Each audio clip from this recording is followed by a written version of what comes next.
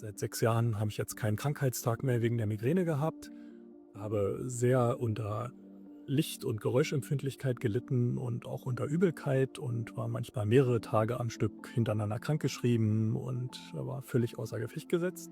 Ich bin eine schmerzgeplagte Migränepatientin seit ca. 1988. Ein echt langer Leidensweg. Ich konnte nicht arbeiten, konnte mich auch nicht um mein Kind kümmern, was sehr betrüblich für mich war. Und jetzt kann ich Ihnen sagen, ein Jahr danach, ich habe keine Migräne mehr. Meine Hände waren aufgerissen, sie waren blutig. Ich konnte nicht mehr Cello spielen. Ich kann also wieder vollumfänglich meinem Beruf nachgehen. Meine Tochter meinte, ich kenne dich nur mit Kopfschmerzen und jetzt bin ich glücklicher geworden. Ich bin nicht mehr deprimiert, weil mein Leben gehört mir.